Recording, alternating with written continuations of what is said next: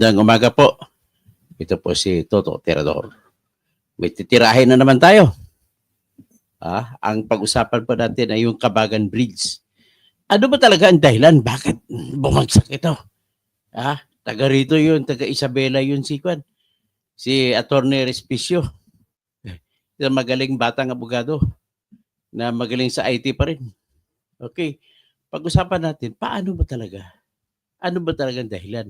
At nakita ko na po ang salot, ang salarin kung bakit bumagsak ang Kabagan Santa Maria Bridge dyan sa Isabela na dapat tumawid dyan sa Cagayan River.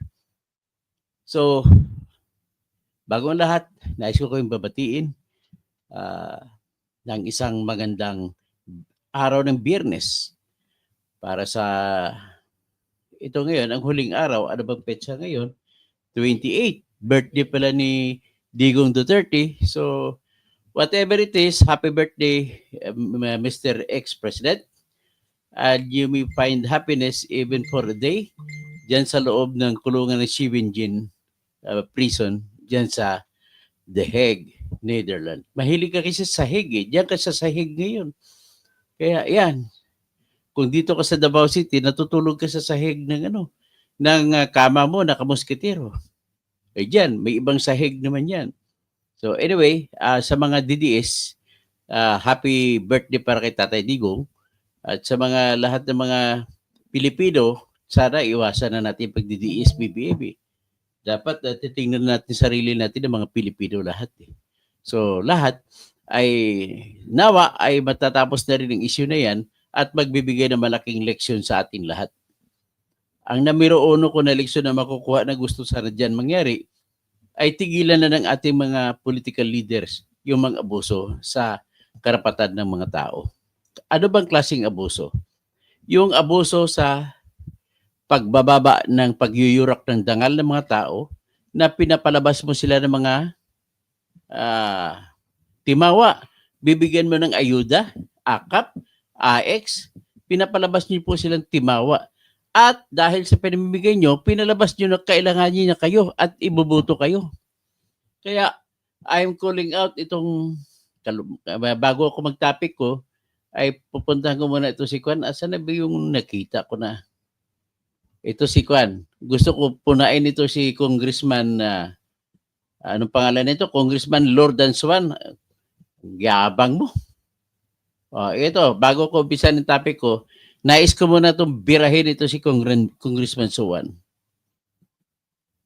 Ito ay Congressman sa Cagayan de Oro. Hindi sa Cagayan Province, Cagayan de Oro. Tingnan niyo naman ang sinasabi. Basahin natin ang sinasabi niya. Don't bite the hand that feeds you. Kung sa Tagalog pa, huwag mo kagatin ang kamay na nagbibigay ng pagkain sa bunganga mo.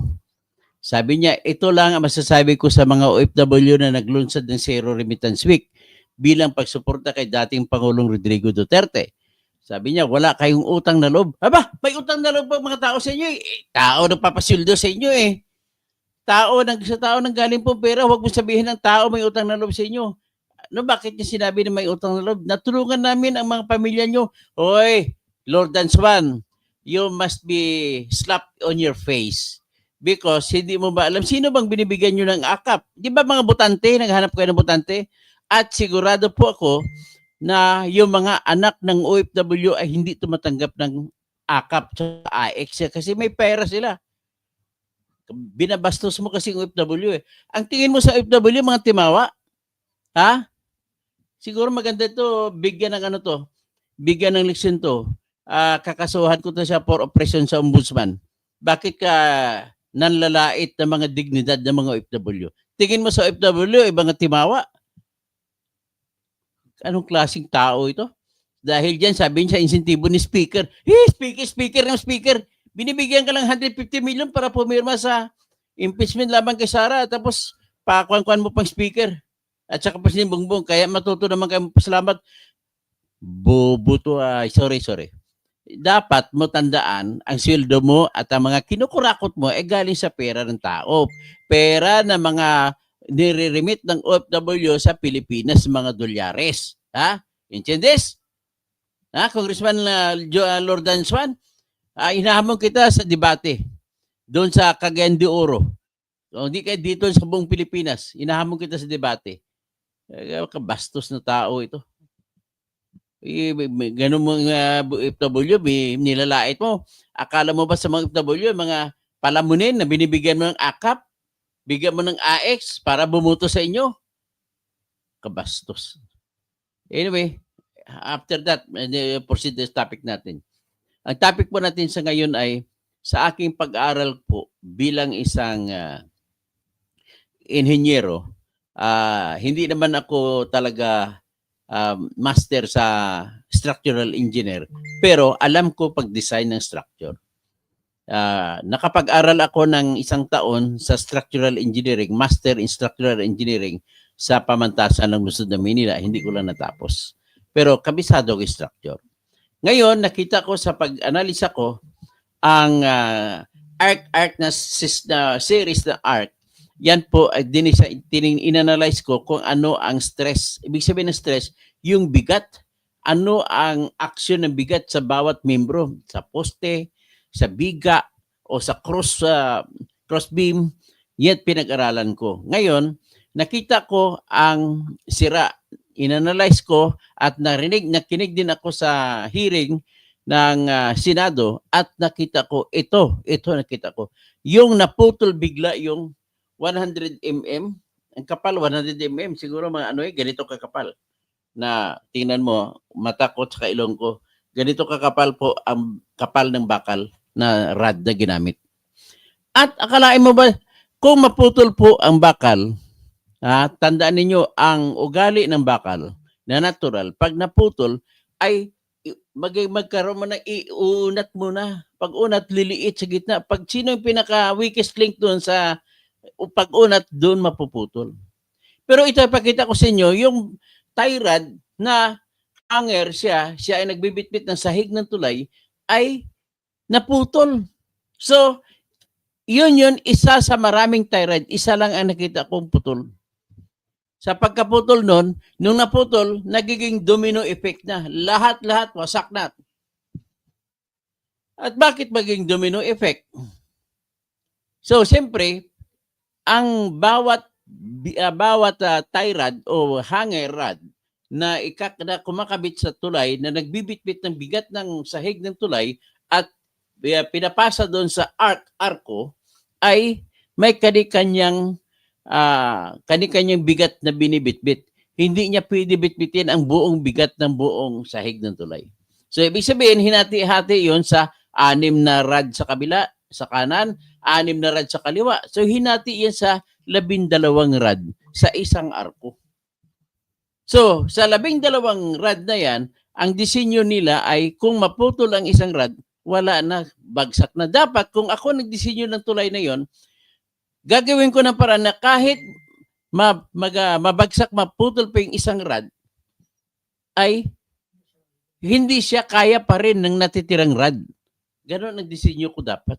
Ibig sabihin, may disenyo rin na problema, pero more on materialis.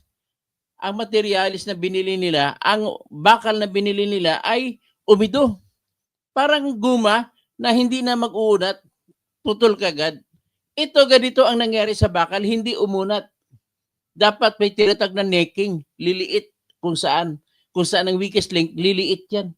Pag inunat mo yung bakal. Pag lumiit, at abot sa punto yung pag-unat at mapuputol na lang doon sa kung saan ang pinaka-weak sa lahat na parte ng pag-unat. So, yan po ang nangyari. Anyway, analisahin muna natin ang sistema ng tinatawag na arc bridge. Ang arc bridge po ay ganito. May dinrawing po ako sa arc bridge. Pero bago ko ipa-proceed sa arc bridge, nais ko muna ipakita sa inyo na nagsampa po ako noong March 25 ng tinatawag na petition na kung saan sa Supreme Court na kung saan hinihingi ko po na ang pag-random manual audit o di kaya recount na manual ay gagawin at pipili, kasi sa batas nakalagay, pipili sa bawat isang distrito na maraming mga presinto, mamimili ng isang presinto na buksan at manual ang recount. Ganon. Ang pakay ay, ang resulta nito, ibangga natin sa resulta ng napili na presinto. Kung para ma-check natin kung tama ba ang bilang ng makina ng automated counting machines. So yan po. Ngayon, nakalagay po sa batas kasi natin, sa Section 20 ng Republic Act 436, na ang COMELEC din mismo ang magsasagawa. Ano pong diferensya dyan? Biro mo, COMELEC ang magsasagawa ng eleksyon. Gusto ng COMELEC patunayan sa mundo na patas ang eleksyon at tama pagbilang. So ngayon, COMELEC din mag-check. Hindi pwede yun. Kailangan ibang tao mag-check. Kasi may conflict of interest. Kasi kung COMELEC din na mag-check, ibig sabihin, itatago ng COMELEC ang mga depekto. So yan ang hinihingi ko. At higit sa lahat, sinama ko na rito yung concern ni Attorney Respicio na hiningi ko sa Supreme Court na huwag paandarin ang makina, huwag i-connect sa internet hanggat hindi matapos ang pag-print ng resulta at magpapadala ng resulta sa lahat ng transparency servers sa municipal at saka city board of canvassers. Ganun po ang aking kasama sa aking petition.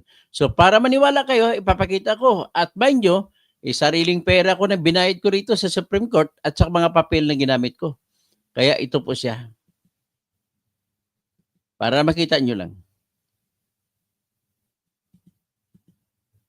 Share screen.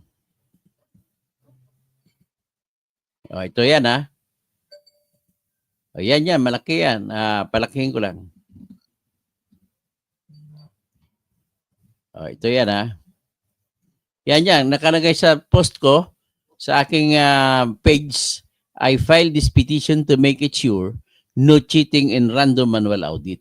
So kung hindi madadaya ang random manual audit, malaki ang pagkakataon na matuldukan ang klase ng Miro Magic o di kaya Smartmatic Magic.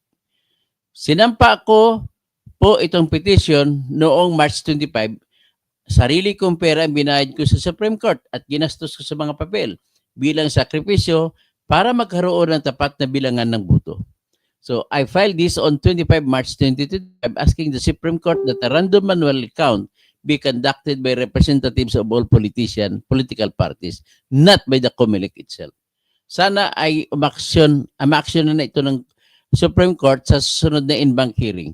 So, you may read this petition below. Yan po ang petition. Basahin lang, i-click nyo lang, punta kayo sa page ko at mababasa nyo kung ano ang mga detalye.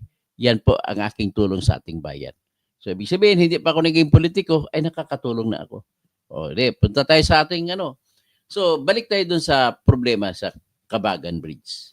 Ang problema po sa Cabagan Bridge ay nag-umpisa sa wrong material, matinding mga materialis na ginamit ay mga depekto.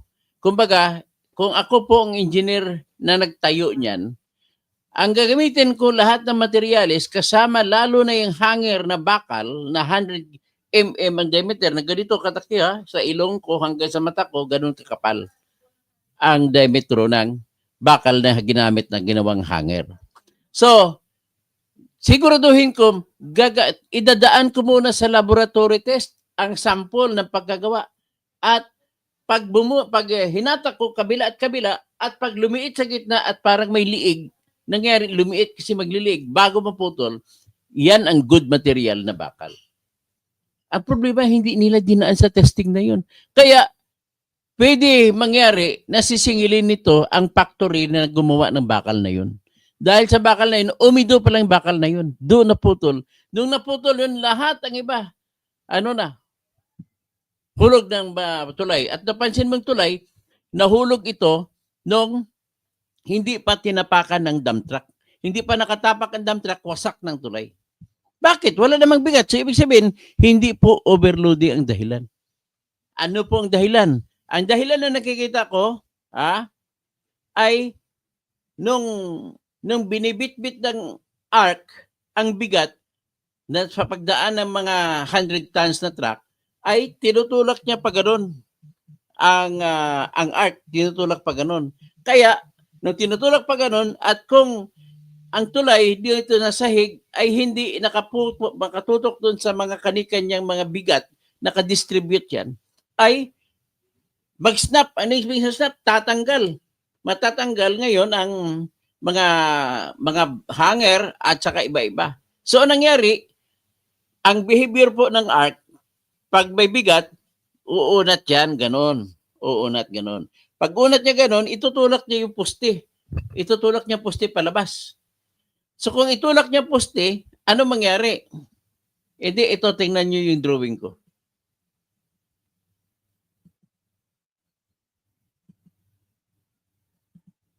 Ito yung drawing ko sa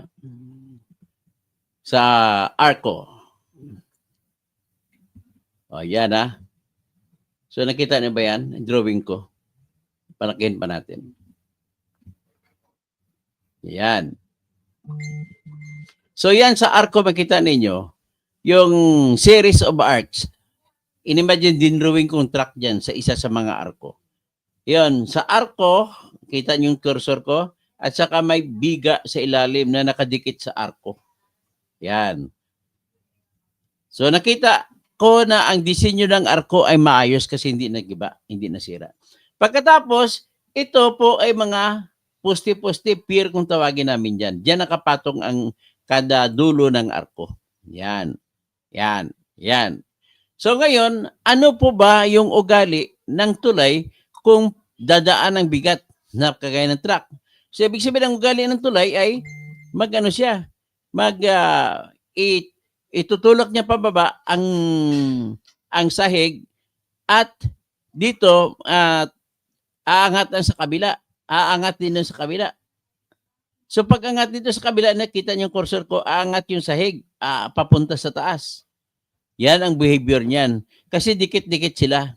So ngayon, ang nangyari, pag nang umangat,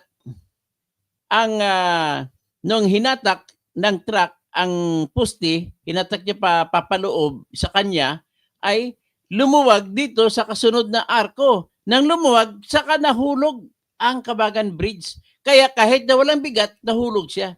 Kasi unang-unang distansya ng dulo ng sahig ng tulay na nakapatong sa pier o sa poste na malaki ay wala patang 100 mm. Ibig sabihin 100 mm, ang dikit niya na mula sa mata ko hanggang sa ilong ko, nakapatong ang dulo ng sahig.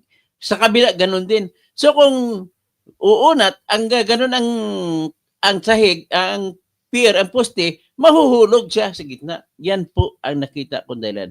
Kaya kita nyo dito, the weakest link, ito, nag-weakest link to siya, nang bumaba yung tulay at nang dumaan ang bigat ng truck, ay tinutulak niya pababa ang sahig at habang tinutulak pababa, hinahatak din papaloob yung kanikanyang poste. So kung hinatak papaloob, yung kasunod na sahig ay wala nang papatungan.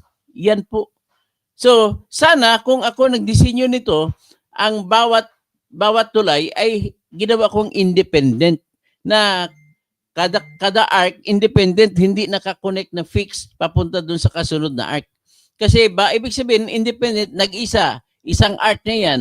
So kung overloading ang dahilan, itong arc lang kung saan ang bigat ay nandoon, ay yan lang sana masisira. Ang problema, nasira yung kasunod. So sana hindi siya interconnected na nagiging fixed. So nagkaroon siya ng torque moment dito sa kabilang span. Kabilang span, magkabila, harap at likod, nagkaroon ng span. Kaya, nang una, tingnan nyo sa baba, nang hinatak ngayon ng poste, ay luluwag ngayon sa kasunod na span. Kaya nahulog.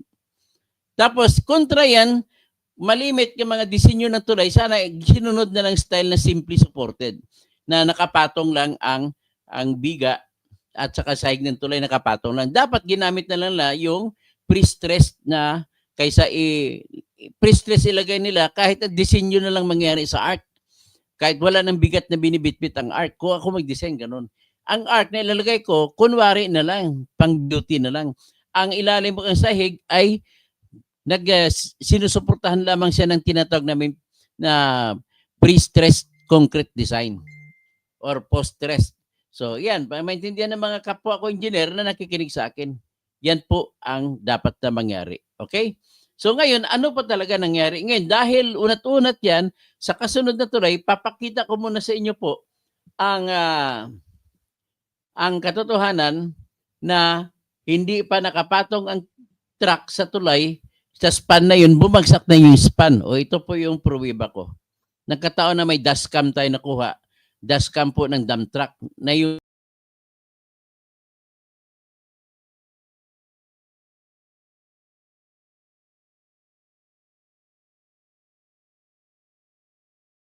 pasensya na, nag-snap, nawala ako sa screen. Pero yun, babalik na tayo. So, ipakita ko po sa inyo yung dashcam na nakuha sa dump truck na nahulog. Makikita mo, obserbahan nyo na maigi, makikita nyo, hindi pa nakapatong ang dump truck sa tulay, bagsak ng tulay. O, tingnan nyo. O, walang sound yan ha. O, habang patuloy tumakbo, may pulang kutsi na nakita nyo. Yan, nauna, nag-overtake pa siya. Okay, tuloy-tuloy lang tuloy-tuloy lang ang truck. Oh, kita nyo, truck, tuloy-tuloy lang. Pansinin nyo kung saan ang nabagsak. O walang nabagsak kung saan ang naroon ang truck, ay walang nabagsak. O, tingnan mo. Tingnan nyo, tuloy-tuloy. O, hindi pa nakapatong ang truck, bagsak na. Yan po ang sinasabi ko na pag nakapatong ang truck sa isang span, ay apektado ang kasunod at saka sa likod na span. Ganun po yun ang ibig sabihin dyan. O sige, i-play natin ulit ba para maintindihan ninyo. Yan ha. Very clear ito na wala pang bigat na nakapatong, bagsak na ang tulay, ang span na yun. Yan. Tingnan ninyo maigi. O yan ha. Bagsak na, hindi pa nakapatong ang truck, bagsak na. Yan po ang katotohanan. Yan ang katotohanan. Bakit nabagsak? Wala pang patong na bigat. Kaya mali po yung sinasabi ng DPWH na overloaded daw. Ang totoo pala, ito, construction defect. Ang materialis na ginamit yung bakal na ginamit ay umido. Hindi na mag-uunat. Dapat ang bakal na ginamit yung umuunat. O, ito, pakita ko sa inyo yung bakal na ginamit. Ano nangyari? O, tingnan muna natin ang sa taas. Ito, makita mo na medyo maayos naman ang koneksyon ng bakal, ng tie rod o ng hanger rod sa arko. O, tingnan mo.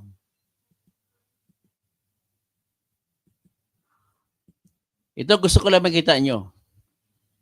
O, nakita ninyo? Hindi natanggal ang bakal sa arko. Ibig sabihin, maayos ang pagkagawa dyan. O, kahit sabihin natin ito, sa loob, dito ko na ngayon nakita na yung arko pala ay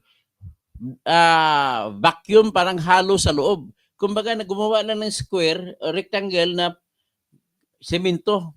Ang arko ay made of concrete. Tapos meron lang tinatag dito na lagay ng reinforcing bars sa gilid. So ito yung bolt nakalagay, ito yung plate niya. So ibig sabihin, nagpapakita lamang at kung titingnan natin dito, ibig po sabihin ay hindi critical ang problema. Ibig sabihin maayos ang disenyo pagdating sa pagkabit ng hanger. Okay, saan tayo? Ipapakita ko na ngayon ang depekto. Ito po. Isa sa mga hanger rod ay nakikitaan natin na umido. Umido ang bakal ng ginamit. Sana ba yun?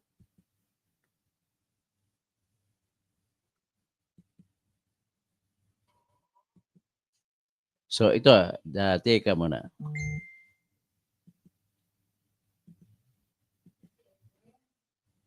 Ito.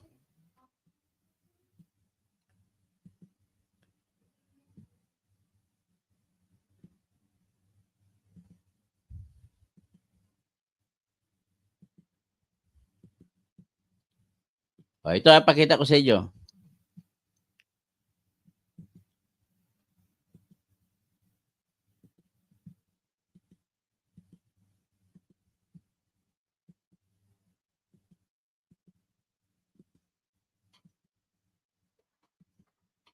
Yan, nakita nyo ba yung bakal na ginamit? Sa kanang litrato, yan ang totoong dapat na bakal na maayos. Ito dapat ang maayos. Pagkagawa, umuunat muna ang bakal bago maputol. Yan ang totoong bakal na dapat gamitin. Pero ang bakal naman dito ginamit, biglang pumutol, wala man ang pag-ulat na nangyari. Ibig sabihin po, umido yung bakal na ginawa. At kung umido ang bakal na ginawa, kahit isa lang doon sa hanger ang maugiba, sunod-sunod na yun. Wala na yun.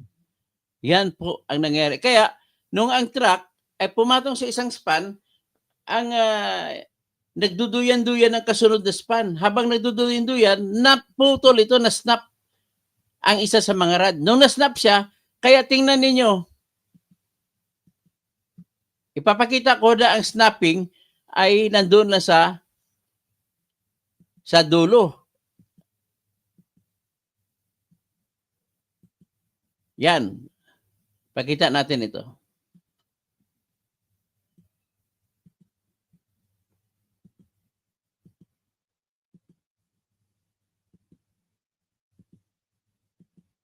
Yan ha. Tingnan ninyo, dito na snap. Pag snap niya, ito makita ninyo yung uka na ito. Hindi ito uka, kundi may plate dyan na dyan nakapatong ang long girder na main girder ng sahig ng tulay. At dyan nakapatong. Natanggal siya because of that. Kasi ito, tingnan nyo. Nakita nyo? Ito yung rod na nag-snap. Tingnan nyo. Ito yung rod na nag-snap. So kung ito yung rod na nag-snap, kunan ko ng mas malaking litrato. Papakita ko sa inyong mas malaking litrato nito.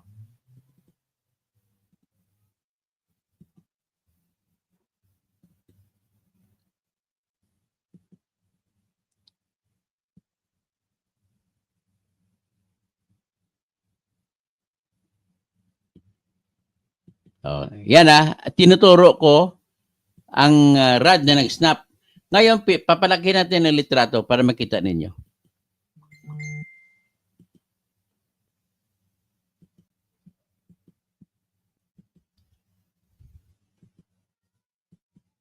Yan. Yan po, naputol bigla, walang elongation o walang pag-unat na nagawa. Pero yung pagkabit niya sa taas, sa arko, ay hindi depektibo. So, ito po ang pinaka-problema natin. Hindi po, walang materials testing, walang quality testing ang tulay. Ito sana ang mangyari sana dito. Ang gusto ko mangyari, kung sino nag-design ng gawa, dapat andun sila sa kontraktor habang gumagawa ang kontraktor para i-check nila kung nasunod ng kontraktor ang disenyo nila. So nakita niyo na? Ay, nako. So, ito na ngayon ang problema. So, at least, yan na po ang nangyari kung bakit natumba ang tulay.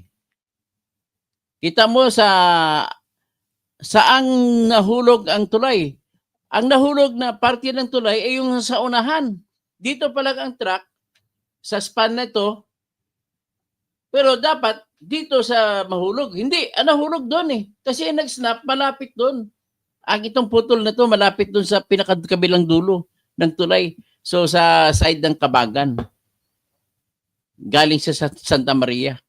Yan po, at least nakita na nyo ngayon kung ano ang nangyari. Ikuha natin ng iba, ng litrato para lamang matapos nitong ating pagbablog na ito. So, yan.